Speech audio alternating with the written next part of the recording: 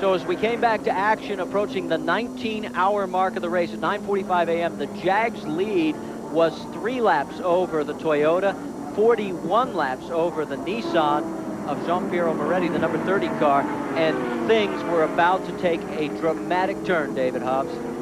Well, 18 hours is a long time in a race car, and you don't want nasty surprises to rear their heads at that stage. Scott Pruitt goes into turn 1 and dramatically slows up. Now, at this stage, obviously, we wouldn't have known what the problem is, but as it's a week later, we do know what it is, and we know it was gear selection. And as he pulls off behind the guardrail here, luckily for him, just behind the pits, you can see him looking down to his right as he's obviously fiddling with the gear shift. He'd be looking initially to see if it's broken right there in the cockpit, but he'll just have a gear lever that's flopping about in his hand, and he'll be thinking, it's obviously in the selection. Is it in the link between me and the gearbox, or is it in the gearbox? He won't be able to know that this time. 2 things. One, he's able to radio back to the pit crew. They are allowed to bring him the necessary tools and parts to make the repairs. What's interesting also is the location. He is right parallel to the paddock area, so it is a matter of about a 400-yard drive on that golf cart for the crew to get to Scott, so it won't be very long. Meanwhile, this was the opening that Toyota was waiting for. Remember when Dismore ran off course, got stuck, but all of a sudden, 15 minutes after the Jags problem, pow, the Toyota slowed dramatically. Now, the people back at the Jag pit didn't know this when we picked up the call. The problem for the race leader, the Bud Light Jaguar, they've got a problem with the gear shift. Now that means Scott Pruitt is the only one who can do the work on the car. Now remember, he has badly injured feet from several years ago in a crash in IndyCar racing. So he's straddling the chassis right now, bending over. He can take directions from the crew members, but no one but Scott Pruitt can touch this race car. They can bring him tools, they can tell him what to do, but he's got to do all the work. Well, having done this sort of thing myself on a number of occasions, it is very difficult, even though you've got expert instruction. Of course, Toyota were a bit more lucky because they managed to coast to the pits where they could have a full crew work on the car.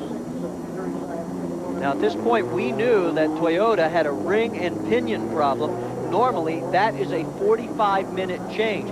Now, as you can see, as we pull back here, the proximity between pit lane and as we go about 400 yards across the track, all those blue uniforms are the Jaguar people watching Scott Pruitt do all this work. Now, you may notice right in the middle of the screen, a tall gentleman with a Toyota emblem on his back. He has got a video camera, and he was watching as Pruitt feverishly was working on the car, videotaping everything just to make sure that nobody helped out. Nobody helped out, and as you can see, poor old Scott there, sweat absolutely pouring off him, because that car, the transmission and everything down there is extremely hot apart from anything else, and he's working in unfamiliar territory for him. But the thing that was incredible is that at one point he actually had to get on the ground and push the exhaust pipe with his feet. Meanwhile, back at the Toyota camp, the driver's sitting on the wall waiting for the crew to do their normal thing. He's resting, getting ready. In fact, you can see one of the drivers is sitting in the car. There you see the transmission out of the Toyota. Of course, that's a big job too. You've got to take all the wing off, and the whole gearbox has got to come out to get to the ring and pinion. It's not a 5-minute job. There's the bodywork for the Jaguar being carried back to the pit area by the crew. They're allowed to do that. Obviously, Scott Pruitt would never be able to put that bodywork back on his own. He can take it off, you can sort of fudge getting it off, but you can't get it back on your own anyway. Now, can you imagine how bad this would have been for Jag if this would have happened over at Bus Stop on the far side of the race course? This probably would have put him out of the race at this point. Notice Davy Jones has gotten into the car. Now, he can take over as the driver. Notice none of the other crew members, even when the car is fired, will touch this vehicle. Only Scott can help get it push started. Backwards as they go in gear. There's Tom Waukesha saying, "Turn it, turn it." Listen to the crowd clapping, giving Scott Pruitt a round of applause that he well deserved. Davy Jones backing out onto the grass, just on the exit of the pit lane there. Now he wants to be careful not to stall it at this stage. We don't want to take any risk of the battery, for instance, being a little bit low out there. The thing that was amazing, we found out later that Tom Waukesha gave Scott Pruitt a big, big bear hug for saving this team's effort. You know, I think the round of applause from the fans back there said it all. You did one hell of a job. Well, I don't know. You know, you work so hard. You're getting down to the last few hours. Everybody on the team's been doing a fabulous job. I went down in there in turn 1, and the shift linkage just came off my hands, and I knew, you know, looking back, something had to be a problem, and, you know, I had some good guidance from them and got it back to work, and we're back going again. Any problems with the feet right now? It's a little sore, but, you know, we're back going again, so hopefully we can win this thing. Well, it was very sore, but he wouldn't say so. The thing that is amazing about endurance racing is what we just saw, David. I think the elements where the driver has to do more than simply sit behind the wheel. Well, it is the absolute essence of it, and if a driver like Scott Pruitt can put his car together, get it back to the pits for the crew to finish it off, it's the same as down here in the Toyota pits. They've obviously got a long way to go, but in the 24-hour race, it's worth having a go, because you might be able to pull it off. It is absolutely incredible when you think about this, that as the green flag would come back out, the Jag would maintain the lead. Look at the car in the second position. That's the Momo Nissan. Remember, they were over 40 laps down at one point. Right now, at this point in the race, they were reeling in the Toyota as it sat in pit lane. And at this point, John Paul Jr. behind the wheel, 34 laps down to the Toyota, another 4 laps down to the Jag. David, who would have thought, criticizing the size or the quality of the field, that this late in the race, that the ebb and the flow would just keep peaking? Well, of course, that goes back to the Scott Pruitt changing the gear shift linkage out there on the track. It really is not over till it's over in this type of endurance racing. And it certainly was not over yet. The Jag in the lead, the Nissan closing on the Toyota as it still sat in pit lane. The speed, 200 miles an hour as you head for the tri-oval. Don't go anywhere, because we've got a lot more racing action at the Rolex 24 at Daytona. You know, I've messed up on a few relationships in my life, but there's one that's lasted over 35 years with a lot of help from Quaker State. It's tough on wear, tough on sludge. So Quaker State and I are planning on a meaningful relationship with my new car. So why don't you do the same with your new car's engine, and Quaker State will guarantee it for 250,000 miles or 10 years in writing. You think if I gave Lonnie the Quaker State deal, she'd give me the same guarantee? Quaker State is one tough motor oil. Sure. Unsure. Sure. Unsure. Sure. Unsure. When dryness really counts, be sure to be dry. Sure Solid has the most effective wetness-fighting ingredient you can buy. For dryness no one can beat. So you're either sure or unsure. Sure. Unsure. Be sure to be dry.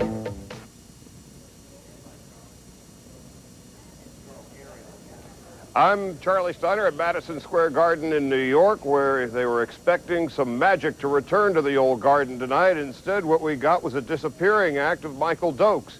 He was TKO'd with only 2 minutes and 18 seconds gone by in the first round by Riddick Bowe. Really no contest. There was an 8 count, standing 8 count early in the first round. Joe Santapia stopped the fight at 2:18 of the first round. Bowe is now 33-0 with 28 knockouts. We will be back here at Madison Square Garden live on a special expended 1-hour edition of Sports Center beginning at 11 o'clock Eastern Time. Al Bernstein and Wally Matthews will join me then. Once again, Riddick Bowe has successfully defended his heavyweight championship with a first-round TKO of Michael Dokes. We return to our regularly scheduled programming. IMSA, the 24 Hours of Daytona, will see you at 11 o'clock Eastern Time. The drivers and crews in the 24-hour race at Daytona weren't the only people with a tough schedule last weekend. Monsieur Pouton from Rolex didn't have it easy either, except he started at Maui on Saturday afternoon, just about 5,000 miles away, and presented Raymond Floyd, winner of the senior skins game, with a beautiful Rolex watch, shook his hands and jumped onto an aeroplane and set off on the arduous flight to Daytona, about as far across American territory as you can possibly go, arriving at noon on Sunday at the beautiful new Daytona Airport. We got a few words with him before the end of the race. I'm with Monsieur Roland Pouton, the chairman and chief executive officer of Rolex North America. You've had a pretty tough 24 hours yourself, is that right?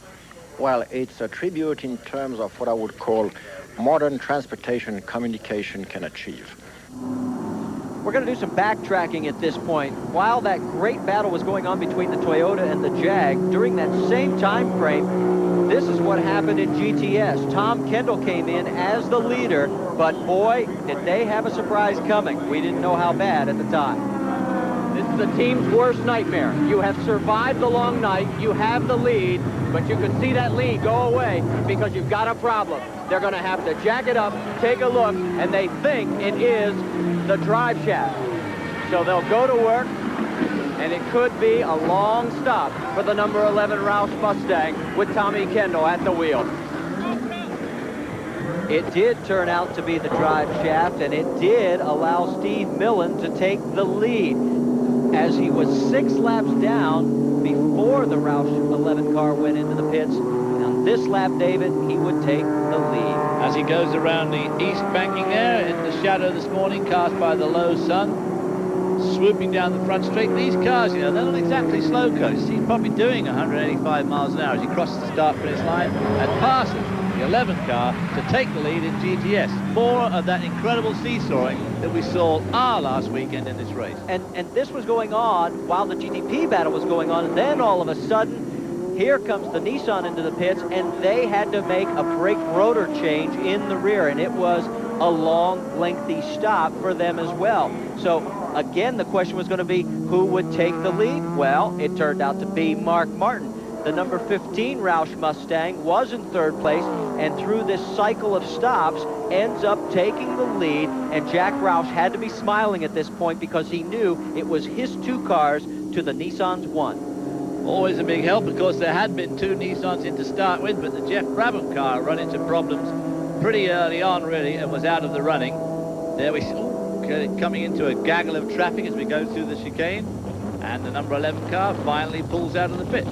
Now, when the 11 car went back into action, it ended up joining the 15 car on the same lap. So what was incredible about this sequence of events was now the 2 Roush Mustangs traded the lead back and forth, but stayed on the lead lap for 2 hours while the Nissan went down. Meanwhile, the driver of the Nissan sits in the driver's seat, the most comfortable seat probably in their encampment, and we've gone away from computer science here and gone to some real high-tech brake rotor changing methods. Get out the hammer and slug it. Well, when the Nissan finally came back onto the track after all this sequence of action had taken place, at 9:30 in the morning, it was the Roush Mustangs running 1 and 2 on the same laps, the 15 in front of the 11, and then there was the number 1 Nissan 4 laps down, and this battle was far from over. Absolutely, as they sweep around the high side on the west banking, going past the Camel Lights leader, car of Jim Downing, who had an enormous lead by now. His Mazda power really paying off for him this weekend. David, what was interesting was you go to the Roush camp, and he liked the odds because he had 2 to 1 in his favor. You go down to the Nissan camp, they were happy because for the first time in years, somebody was pushing Roush later in the race. And of course, from the driver's point of view, sometimes these 24-hour races can turn into, you know, a bit of a yawn because you're out there virtually on your own. These guys are all racing. The Nissan can see his quarry in front. He knows he's only 4 laps down, which in this race is obviously nothing. And the other 2 guys are still racing for that lead after all this time. Remember last year, Roush was able to park his car with, what, 4 hours remaining and just let it sit because he had built up such a huge lead. Not going to happen this year. Those cars are being pressured by the Nissan of Steve Millen, Johnny O'Connell, and John Morton. And this went on, as we said, for 2 hours while the GTP battle was going on. And this really was some of the most exciting racing we had seen in years at Daytona.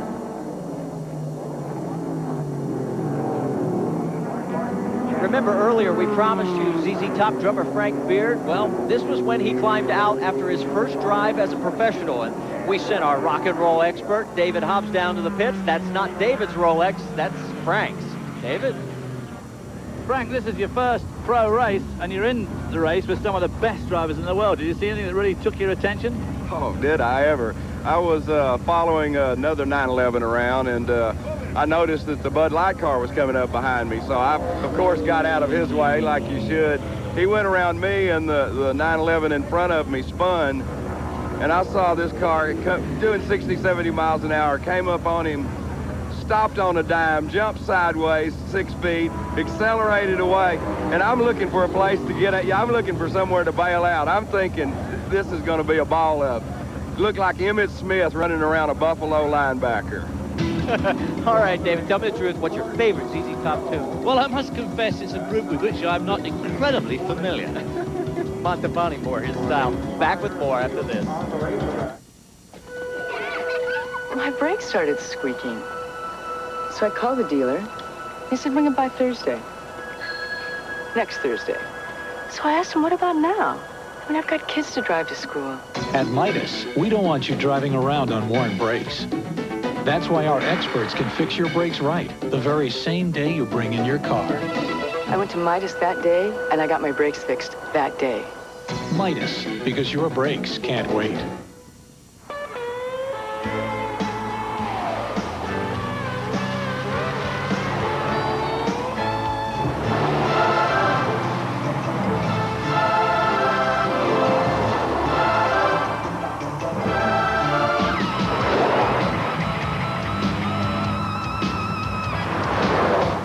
No matter what you drive, we've got you covered from H to Z.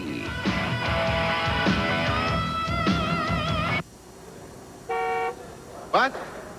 Look, time is money, and I don't have time for plain flakes. Please, put something in here, will you, for Pete's sake? Maybe jelly. What? All right, I'll give it a shot.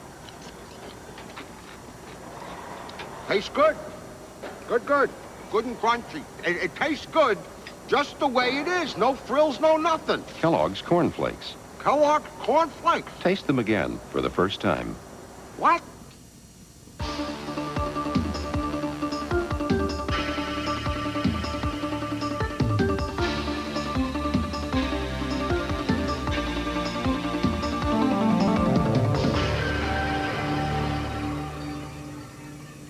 Marty Reed, David Hobbs, and Jan Beekes back with you at the Rolex 24 at Daytona. We're going to jump back into the overall race at 10:45 in the morning, close to the 20-hour mark. And David, by this point, the Jaguar is starting to build up its lead. Eventually would be 30 laps, and at this point of the race, the Toyota is still in the pits. Yes, it's been the most exciting race so far. One of the best 24-hour races I've seen in a long time because it has seesawed so much. But a 30-lap lead at this stage looked pretty invincible as he goes through the International Horseshoe there. The sun very bright for the drivers at this time in the morning. As back in the pits, they're still working on the gearbox on that Toyota. They've got the wing back on now, so they must be coming to the home stretch for their work. Now, we should point out all those extra crew members are from the 99 car, and they cannot go over the wall arbitrarily and help. There is a limit. Now, here is John Paul Jr. He is in the Momo Nissan. Now, remember, he was about 34 laps behind at one point to the Toyota, and at this point of the race was ready to take over the lead in GTP. And as he was closing quickly, he was still down to the first place Jag overall, but in GTP competition with the Toyota, he was ready to take the lead. Which was an incredible achievement for a relatively small, low finance team compared to Toyota. And they had their fair share of troubles. They had the electrical problem earlier on, then they had some other problems earlier on in the night. And John Paul, of course, is an absolutely terrific driver. Had a very checkered career, unfortunately. Has never got the drive that he really deserves. He won the IMSA GTP Championship way back in 1981. A tremendous driver, but unfortunately racing has rather passed him by. But when he does drive, he puts on a heck of a display. Well, watch him as we go inside. And one of the problems they had, and you can address this, the seat came loose. They took some of that fast molding foam that quickly dries, just poured it in, and now everybody has to drive with the same seat position. And you know that can be very difficult. Luckily, all the drivers in that car were about the same size, although John Paul is pretty tall by anybody's standards. In fact, he's very tall. He gets a bit of a little opposite lot there going up into the banking. Of course, this car develops a fairly serious amount of grunt as it accelerates through the gears, going past the Camel Lights leader there, Jim Downing, onto the west banking there, under the wall, reaching in fifth gear here, coming down to the chicane. A lot of traffic in front of him now. He's going to weave his way through that lot. That's what I was going to point out. Look at this. We're 20 hours into the race, and look at how much traffic is still out there. A lot of traffic. That yellow car moved over on him, and in fact, John Paul let him go in the end. Decides to overtake him in the middle of the chicane. Overtakes that one on the exits of the chicane. And you have to be very, very trustful that these drivers really have seen you in the rearview mirror. If they're all racing amongst themselves, they can't watch the mirror all the time. It's their responsibility, but the ultimate responsibility is on the passing driver.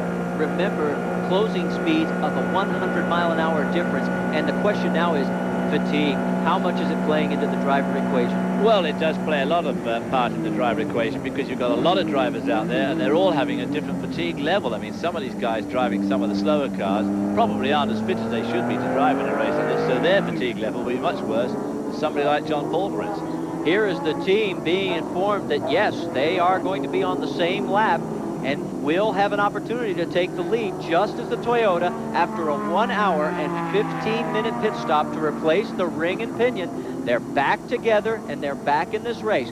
At this point, Dan Gurney's team thinks they have lost it all as far as the overall championship is concerned. They are 30 laps down to the Jaguar, but as we will see, this story is not over yet. Never give up in a race like this, because quite honestly, just so many things can happen.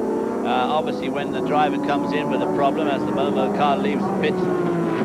This was their regularly scheduled pit stop, and after this round of pit stops, both cars on the same lap, and guess who's in front of the Nissan? It will be the number 98 Toyota. John Paul still behind the wheel as he leaves that very tricky pit lane. That pit lane here has caught, that pit exit lane has caught a number of very, very high-class drivers out badly. There's the 98 car right in front of the Momo Nissan, and your battle for second place overall at this point of the race, 20 hours in, is right there in front of you. Second place overall, but of course for GT points, which is very important for these drivers and teams, these two are in fact battling for the lead in that class. Now, these positions would remain the same for the next hour and a half till just after 11:30 in the morning, when the drama would again begin to unfold.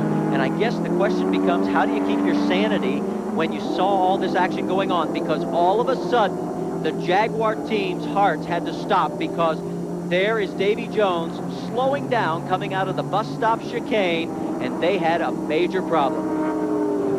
Well, at this stage, Davy Jones probably doesn't know what's wrong with the car, but he'll be radioing back to the pits for advice, giving them the symptoms, and they should be telling him what they think is wrong. Mind you, he may know exactly what's wrong with it. And at this stage, it looked like he was going to come in, but the team decided that as there was only about 3.5 hours to go, that at that speed, with a bit of luck, and something else may be going wrong with the other cars, that they could, in fact, hold on to that lead. Yeah, remember, they had a 30-lap lead, and a lap here for the GTP cars was running, even in the fast ranges, at about 1:44. So that's some substantial time that would have to be made up, and if they could just motor at this pace, they felt like, maybe it would work. But as he continued around the course, things started getting worse for Davy Jones in the Bud Light Jag. And as you see, they just weren't going to make it. He took a sharp left coming in across the grass and then into the pit lane. Now, had he been able to get it running again, he would have been penalized for that maneuver. But at this point, they knew the motor was gone. A valve spring had broken, and their day was over, losing that huge 30-lap lead. So once again, the race had fallen back into the grasp of the Toyota and the Momo car, running together on the same lap. And I don't know if we can properly describe the disappointment that this team would feel, not just because of losing this race, but you got to remember that this team is not going to be competing all year long in this series like last year. Davy Jones tried to sum it up. It's one of those things, I guess, about racing. You know, you try and take every precaution that you can. You know, we started short shifting. We dropped our revs down a bit, so we weren't taking such a toll on the engine. And, you know, suddenly it just sounded like a valve spring broke in it or something. So, you know, they're going through it now and to see what's happening, but it doesn't look hopeful. On the other end of pit lane, this team suddenly had new life. They always used to say to me at times like that, well, Dave, that's racing. And that's the point where you wish to grab the guy severely by the throat and shake the very life out of him. Here's something to think about as you look at the Momo Nissan. This is a car that could never win when NPTI and the factory-sponsored team was racing here. But yet, as you see, John Paul going after it. He knows he's got a shot with less than 3 hours to go. It certainly looks like he's carrying too much brake on the back as we watch a replay there, as he puts a big flat spot on his rear tire. Thinking he's a long way from the pits here, being unobserved by his crew, he has forgotten all about the camera, ever watchful, on the roof of the grandstand, and I myself had my beady eye on some of the driving styles on the infield. As Marty said at the top of the show, there's over 200 drivers in this race. Well, it's very, very difficult to get 200 absolutely world-class drivers. And down here at the International Horseshoe is an ideal opportunity to watch some of these styles. Here's the Momo car, one of the lead cars in this race. Very tight apex. The Ford Mustang behind it, also very good apex. Here's the 98 car, the leader at the moment. Right round that apex, runs around the inside of the apex, all the way here at International Horseshoe.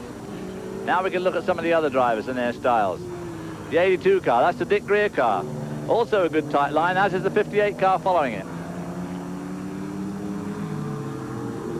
The lead Mustang. Big, heavy car, right on the apex. Look at the blue one following way out in the air. The other 17 car way out. Even the 92 car, missing the apex by a good long way. The 87 car, running pretty slowly. Doesn't make a bad job. The Camel light car, missing the apex by miles. With a wing car, he should be able to do better than that. So there's some idea of the different styles down here at the International Horseshoe. And Frank Beard back in the car. They're in second place in GTU at this point. Stay with us. Back after this.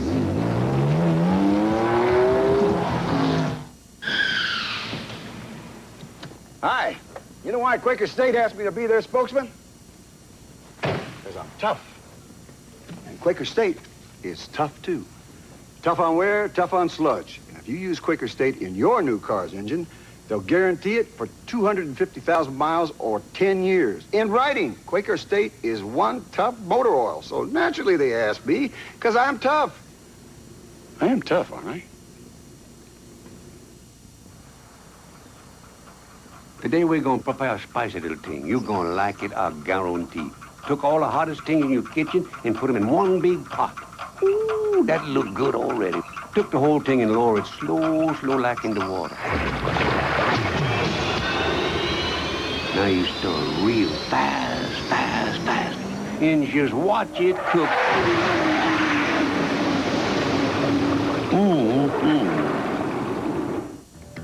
The Rolex 24 at Daytona, America's toughest sports car race. At the Daytona International Speedway, drivers like Hurley Haywood, 5-time champion, race through the heat of day and black of night. Both Hurley and his Rolex Cosmograt are up to the rugged demands of this legendary race. Rolex, the choice of champions. Marty Reed, David Hobbs, and Jan Beekes with you at the Rolex 24 at Daytona. We pick up action in GTP at 11:45 in the morning.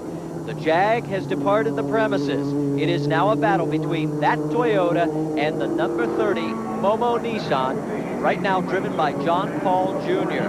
Now, while this battle would take about an hour and a half for these cars to catch up, the 30 laps that they were down to the Jag gave us a moment to talk to new IMSA president and CEO, Dan Greenwood. Race fans may not be familiar with Dan Greenwood's face, but you will certainly recognize his work. The 54-year-old Greenwood was named president of fabled Riverside Raceway in 1984. He managed California's storied racing facility until it closed in '88. In 1990, while Tom Cruise was chasing stock cars and a certain doctor in Days of Thunder, Dan Greenwood was one of the men behind the scenes working as an independent consultant. But Greenwood's achievements are not limited to racing. He spent 19 years in the banking industry, rising to senior vice president. He put his knowledge to good use in 1984, serving as vice president of corporate affairs for the Los Angeles Summer Olympics. And he helped generate over $100 million in revenue for the '84 Games. Well, joining me now, high atop Daytona International Speedway, is Dan Greenwood. And Dan, I got to tell you, next to President Bill Clinton, most people in this facility think you've got the toughest job in the country. And the big question is, why take the challenge? Well, that's kind of flattering to say the job's that big. We have some problems. I took the challenge. As you know, I was at Riverside from '84 to '88, and I developed a love for the sport, more importantly, a love for the people in the sport that I worked with for those 4 years. And when Riverside closed, it was a very sad day, and somewhere in the back of my mind, it, from that day on, has been, if something meaningful, really meaningful, comes up in the sport that I can help with, I think I'd like to be back there someday. And out of the blue, this opportunity came up. It involved a relocation, obviously, across the country, but I felt it was meaningful. I called a number of my friends that I've stayed in contact with since I left Riverside. In every case, they said, Dan, go for it. We want IMSA to survive and be strong, and I will help. That was the phrase I heard every time. I will help any way I can. It then became the job I couldn't turn down. Have you had conversations with John Bishop, and if so, what advice did he give you? I've probably, in the 4 weeks I've been at IMSA, only talked to John about 18 times. I've had 4 meetings with him. He's on our board of directors. John has been a great, great help to me. And in fact, before I would accept the job, when it was actually offered, I flew to Tampa specifically to meet with John and Peggy one-on-one. I felt, just from what I'd heard, that his assistance, his comfort with the new guy, whoever that was imperative to getting the job done that needed to be done. He's the founder, he's the godfather of this whole organization. He's played a great role in designing our car of the future, and I figured, hey, if you need help, where better to go than the man that gave birth to it. You mentioned the car of the future, the rules for 1994, the flat bottom, open cockpit, but it's different than the Spider version over in Europe.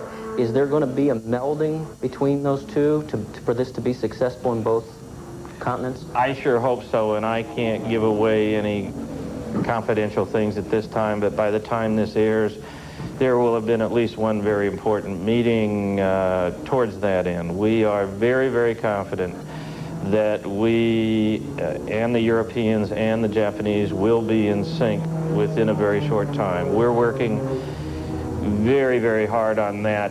We see it as important. They see it as important. That's the announcement, if it could be done, that I would like to make very, very soon, that we had a world sports car that the Europeans can use, the Japanese can use, and we can use. We can go racing together, but that we've agreed on a car that is the standard for the future. Well, on behalf of all those sports car fans around the United States, I'm sure they want me to wish you good luck for them, because they truly love their sport. We pick up the action with less than 3 hours of racing remaining at the Rolex 24, and this is a pit stop for the Toyota, where they would end up having to bleed the brakes. The pedal went soft on the team, and it would take them 6 minutes. Now, during this pit stop, the Momo Nissan would end up taking not only the GTP lead, but David, they would go into the lead overall. Remember when they were down 41 laps. Absolutely amazing, and like I keep on saying, in a race like this, you've absolutely got to keep going, because it's not over till it's over. Here's the lead car, been running like a clock for the last few hours, got the back off. Here's the Nissan of Moretti, Derek Bell and John Paul, taking the lead in the race, whereas 6 o'clock last night, I mean, they were all ready to go home. Well, and the other thing, and I don't want to belabor the point, but this particular Nissan model was never designed to run 24 hours. And here is the leaderboard as it changed. The number 30 Momo Nissan took over the overall lead.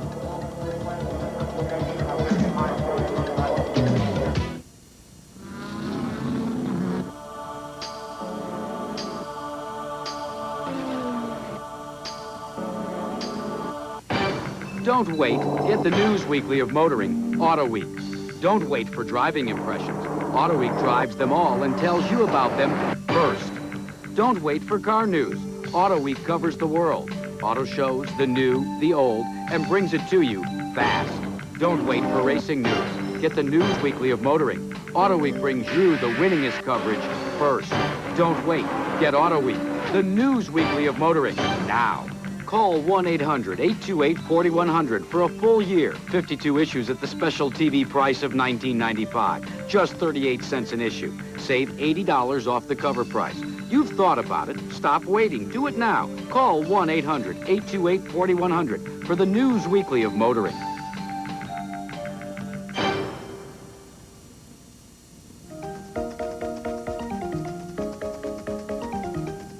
but Robbie and Wally, I think, are my favorites. I like my boss real well, Dan. Hurley Haywood. Why? Because he's my teammate. Hurley Haywood. Hurley has won more races, endurance races, than anyone else. Yeah, I'd have to say my hat's off to Hurley. Jackie X. Why?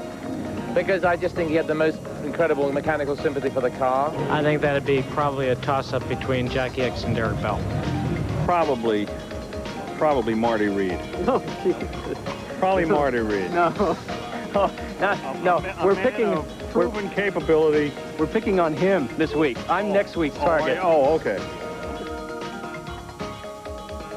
Well, but I always looked at David Hobbs as the best-looking race driver of all time. Well, I'm not driving for David. I will say this about David. He is the most entertaining guy to be with on a team, especially after your car drops out. Oh, sorry, David. It wasn't you, David, I promise you. Who? Why would I say David? Who's David Hobbs? What, did he race? Oh, swing over there. Look at this face. There he is, the greatest all-time endurance racer. Well, I can guarantee you that everything's gone wrong with these cars has gone wrong with at least one of mine in my 24-hour experience here and at Le Mans. Well, this was a routine stop for the Momo Nissan. Jean-Pierre Moretti replacing John Paul Jr.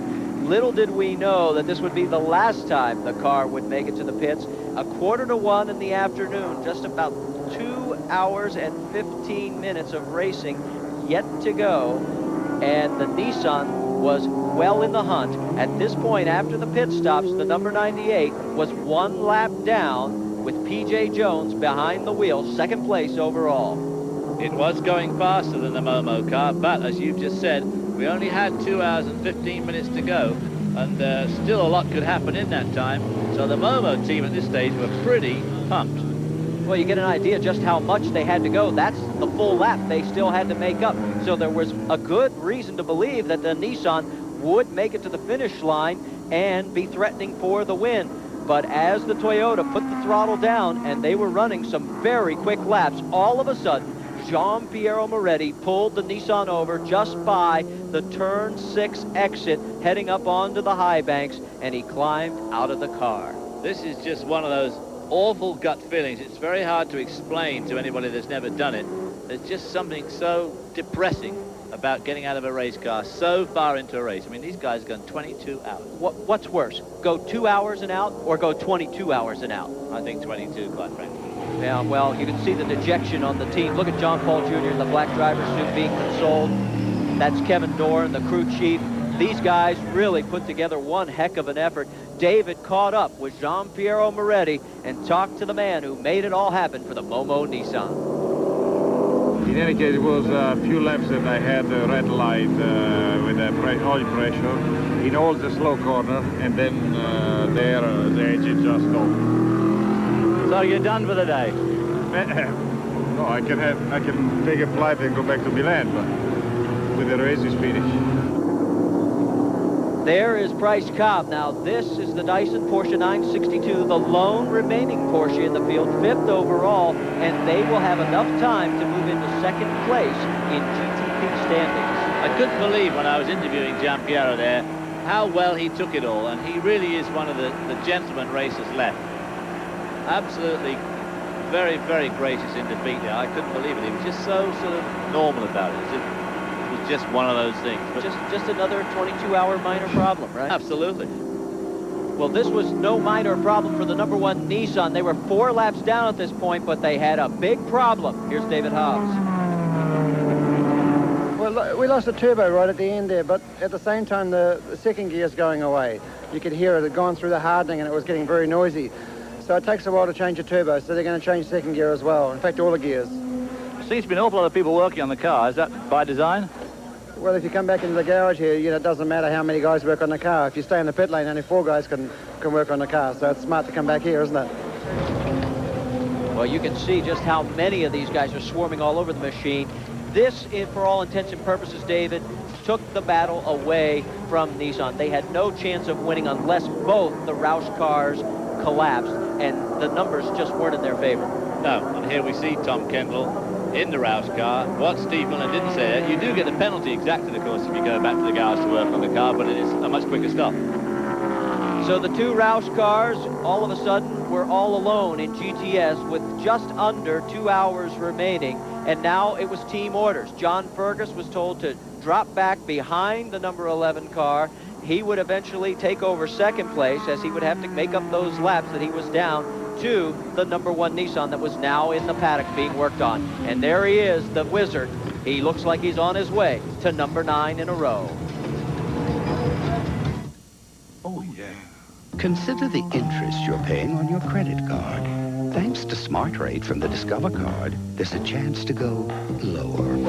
Now, the more you choose the Discover card when making purchases, the lower your rate can go. And since there's still no annual fee, that's a whole new bottom line. Smart Rate, as low as 14.9%. It pays to Discover, the card that pays you back. A grapefruit drink that's actually sweet? Yep. Ocean Spray Ruby Red Grapefruit Juice Drink. It's got a sweet taste that's really different. Say this is grapefruit juice. This is Ruby Red. Grapefruit juice? Ruby Red. Yeah, it's got a surprisingly sweet taste your whole family will love. It's sweet. Ocean Spray Ruby Red Grapefruit Juice Drink. The surprisingly sweet taste of Ruby Red. Now in 64-ounce family size. Well, we're almost there. Yeah, 3 years of digging and digging. But soon, our first taste of freedom. Here we are. Push. What'll it be, boys? 2 Bud Lights, please. Sorry, fellas, but we're all out. If you want great taste that won't fill you up and never let you down, make it a Bud Light. You know, Larry, we really should carry more Bud Light. Marty Reed, David Hobbs, and Jan Beek is with you at the Rolex 24 at Daytona. And 10 minutes before the checkered flag would fall, the number 98 Toyota needed one more splash of fuel. What was interesting was right before the finish of the race, David Hobbs had a chance to catch up with Phil Hill and Dan Gurney. Do you think this is probably the pinnacle of sports car racing as we're ever going to see it? Well, there's a good chance you won't see this particular type here again, and that's sad in a way. I mean, the speed and power of these cars is awesome. Pardon me? The speed and power of these cars is awesome. Power is tremendous, and also the grip from downforce at higher speeds is terrific. What do you think of the modern sports car scene, Phil? I think it's, from a technical point of view, of course, it's unbelievable, the things that they are capable of doing. I don't know, you know, I think driving race cars should be enjoyable, and we certainly had enjoyable times. I can speak for myself anyhow. I don't know about Dan and you. I had a good time, and so I had no complaints in the old days. But this is marvelous, what these cars can do. I certainly used to love it, and these new rules are going to call for flat bottoms and less downforce. You think that should make driving, bring the fun back? I think it might. They must be pretty miserable in lots of ways. Dan, the wrong time to ask you, what about flat bottoms and less downforce? You think that's going to bring the fun back to driving? Well, fun never left, David. What do you mean, bring it back? Yeah. Well, there you got two of the all-time great American drivers, world champion, winner of Le Mans, winner of Le Mans, winner of Daytona, winner of Daytona. What more could you want? Just coming up to half an hour to go in the 1993 24-hour race. Well, Dan Gurney has every reason to be smiling. You can remember the days when the Toyotas couldn't even find the finish line in IMSA competition. Now they just about own it. In GTS, well, there are the Mustangs. It looks as though it will be number 9 in a row, and there they are in formation. This is a tradition, David, here at Daytona. Well, it's a tradition in any of these long-distance races. If you've got a team and you can get for that vital finish line photo for the press the following day, the magazines, and, of course, your advertisements and your sponsors, you want to try and be there. And everybody, of course, tries to muscle in to make sure they get in the picture. Yeah, we didn't get a chance to talk specifically, but for Robbie Gordon, he is now 4 for 4, batting 1,000 in a Jack Roush Mustang here at Daytona, and he has yet to lose in a Roush Mustang. He has 3 for 3 at Sebring. And Wally Dallenbach congratulating Max Jones. Wally also a multiple winner here in the Roush Racing Mustangs. What a great team effort these guys have put together. Somebody someday is going to knock them off, but it isn't going to be today. And what a great debut for Tom Kendall with this new team coming straight from Chevrolet as Dan Gurney and his wife Evie get ready to receive their car. coming across the line now. Must be just about for the last time. I wonder what's more fun, winning the first one here 31 years ago as he coasted across the finish line, or watching P.J. Jones slowly motor around knowing that he's got victory in the bag as a team owner. All those three old codgers that you just saw together, me, Dan and Phil, we all did that first race together. And of course, while we're wallowing in nostalgia, Dan Gurney must have a lot of affection for P.J. Jones, his driver here, because P.J.'s father, Parnelli, and he used to race together back on the West Coast, and of course Parnelli's here to see his son win his first 24-hour race, just 30 years after Parnelli won the Indy 500. It is a spectacular feeling for these people. I mean, the family heritage, the teamwork. There come the lights, and here comes the checkered flag. P.J. Jones wins the first race of the 1993 season, the Rolex 24 at Daytona. And there's Dan talking to him on the radio, taking home the first place points and a brand new Rolex watch to boot. Dan Gurney absolutely ecstatic. He's won 2 races at Daytona. It just took him 31 years to win the second one.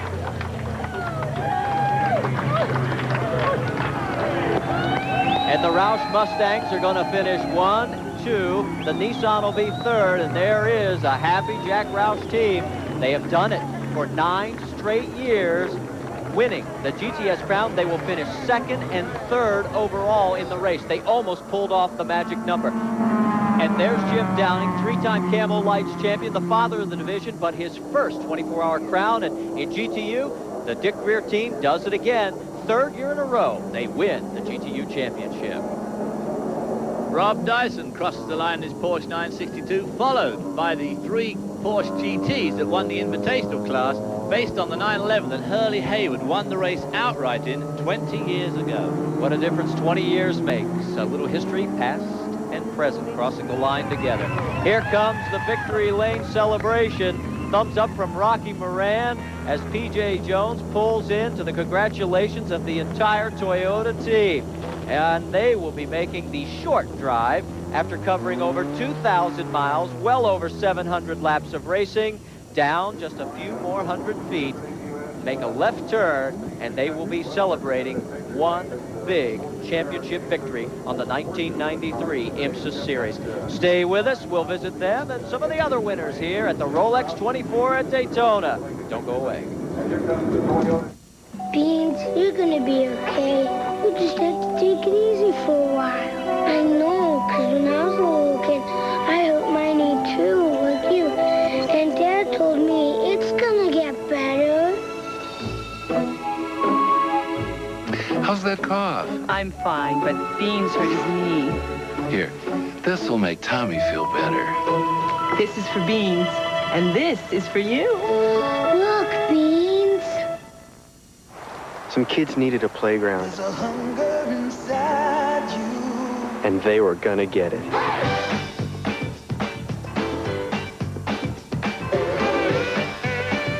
When helping out means washing up, you can work up a hunger for a Snickers bar. Packed with fresh roasted peanuts, thick milk chocolate, and caramel, Snickers satisfies the hunger inside you. There's a hunger inside me. It's a beautiful day. Right, Charlie? Here comes the baby. Push so we can get the baby's head out. Give it a push now. A little more. A little more. Give it a push now. Breathe through your nose. Stay like that. Oh, it's a beautiful Here we baby. go. I can't believe it. Look at that. Oh. It's a little girl.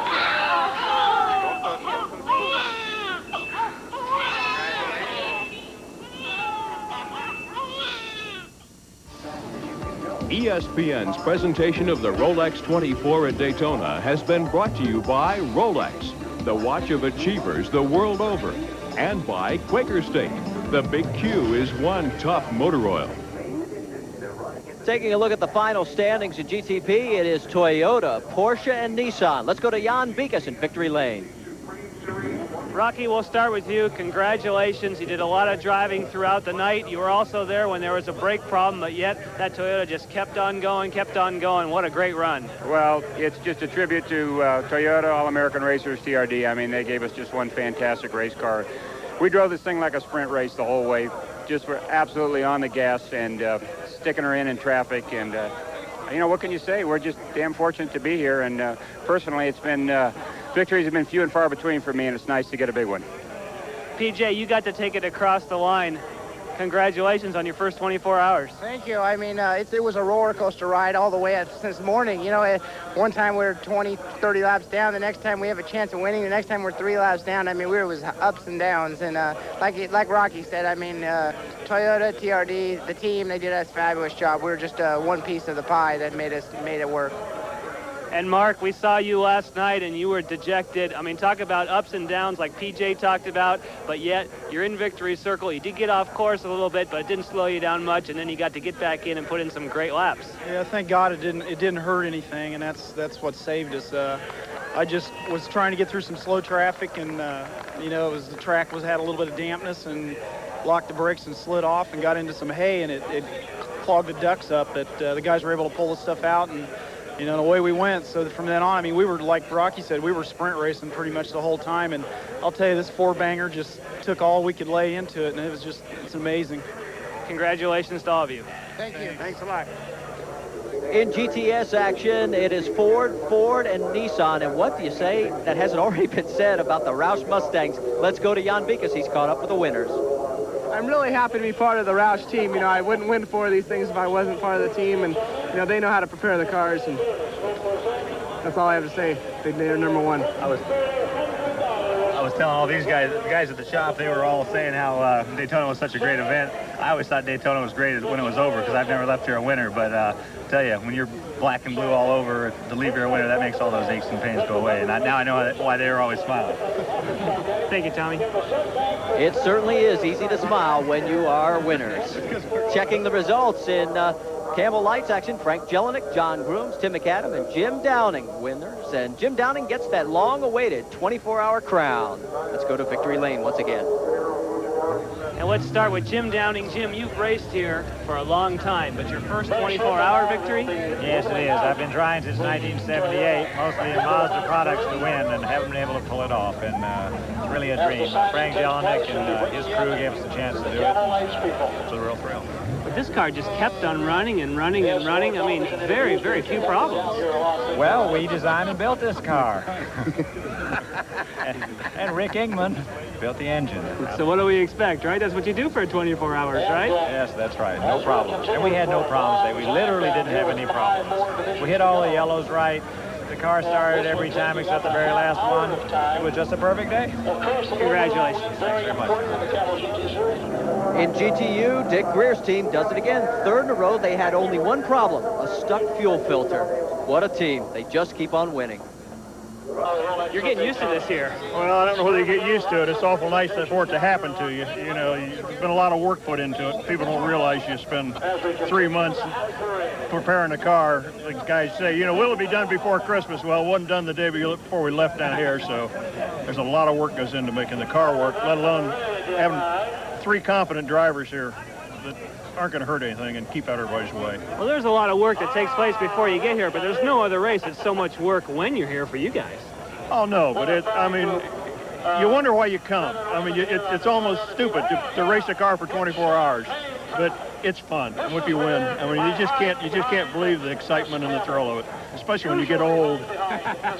Dan, you won the first ever road race here at Daytona. It took you 32 years to win the next one. Did you ever think you'd be around to do that? No, I didn't. Really, Dave, that's a good question, because I really didn't at times. And but it's a great team victory. It was a hard-fought race, had all sorts of elements, ups and downs. You know, we should have stopped many times, and you know, the old you didn't. And the way it turned out was just staggering. We're fabulous. You're a bit surprised that little 4-cylinder pulled it off. The old 4-banger kept banging, and we have a great deal of faith in it, but you know yourself, any engine has a great deal of difficulty. It didn't take long where it was one Toyota down, one Jaguar down, one remaining, and all the other Porsches, and then they started to fade. Everything happened in this one single race, I think. Dan, you better go and put those lipstick marks on your face to good use. Thanks very much. Congratulations on your second Daytona win. Thank you, David. I love the way he was clutching that trophy. It means a lot to him. You can tell. Here is the celebration in Victory Lane. Roulant Pouton giving the trophy to P.J. Jones. And there's Dan pointing to his name from when he won it. That's interesting. I think that's fun. Hey, I got to ask you, David, quickly. You know, there's a bit of sadness here. Are we seeing a passing of history? Well, I'm sure we are seeing a changing of the guard, but that's not mean to say that the Daytona 24-hour race is going away. We just happen to see a particularly fine example of an endurance race. For Jan Beekes and David Hobbs, I'm Marty Reed. Thanks for joining us for this year's coverage of the Rolex 24 Daytona. This is what endurance racing is all about. See you next time on ESPN Speed World.